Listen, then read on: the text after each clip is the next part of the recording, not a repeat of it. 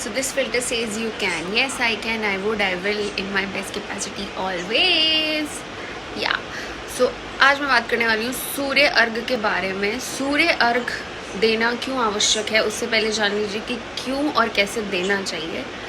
सूर्य अर्घ देने की जो बेसिक विधि जो मुझे पता है, जब से मैंने स्टार्ट किया, मैं मम्मी पापा को देखती थी, लेकिन मैंने चढ़ाना शुरू नहीं किया था। लेकिन जब से चढ़ाना शुरू किया तो थोड़ा सा मैंने उसके बारे में पढ़ा था, और उसके बारे में जब पढ़ के पता चला कि सबसे बेसिक है कि उठते के साथ सनराइज़ के साथ में देना चाहिए, क्योंकि 8 बजे तक मेरा 8-9 बजे तक जाता है तो मेरे थोड़े से ऊपर आ जाता है।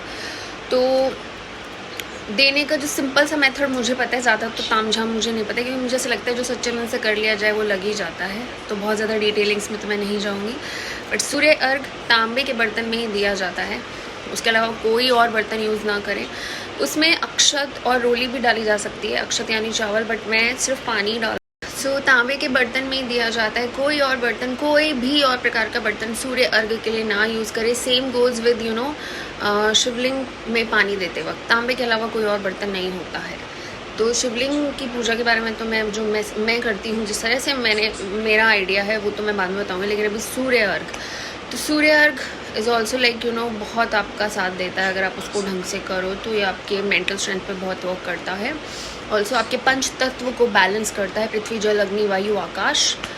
सो पृथ्वी पर जल पड़ने तक जहाँ से उसकी शुरुआत होती है, ये आपके पंच तत्वों को बैलेंस करता है। तो ओवरऑल आपके बॉडी जो जिस तरीके से बनी है, मिट्टी से बनी हुई, और मिट्टी में जो विलुप्त होने हैं हम लोग, विलुप्त नॉट विलुप्त, सो उस चीज़ को बैलेंस करता है, और बहुत ही ज़्यादा हमारे को इमोशनल और मेंटल स्ट्रॉन्ग बनाता है। आई थिंक मेंटली स्ट्रॉन्ग ज़्यादा बनाता है, और सारी चीज़ों का वात पित्त और सब कुछ बैलेंस करता है। तो कैसे चढ़ाना है, जिस तरीके की विधि मुझे पता है, जो मैं घर में देखते आई हूँ कि जाना है, हम तो छत पे चढ़ाते नहीं, तो मैं मंदिर में चढ़ाती हूँ। यहाँ पे तो सिर्फ जल होता है मेरे लोटे में। उस जल को मैं थोड़ा अपने सर से लेके थोड़ा सा ऐसे सिधाई में थोड़ा और ऊँचा करके चढ़ाती हूँ, और 11 बार ओम सूर्याय नमः बोलती हूँ, और ऐसा एम करती हूँ कि जब तक वो जल का कलश खाली हो तब तक 11 बार ओम सूर्याय नमः बोलना है।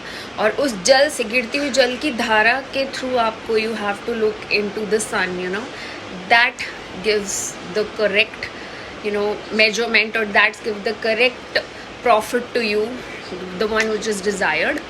सो जितना मुझे पता है वो ये है। और सूर्य अर्घ के बारे में घर पे सुनती आई थी, लेकिन मैंने बहुत लेट देना शुरू किया। लेकिन जब से देना शुरू किया है, और कुछ तो नहीं पता, मन को शांति ज़रूर है। So you can also try. So ये इस तरीके से मैं करती हूँ, simplest form, you can do to.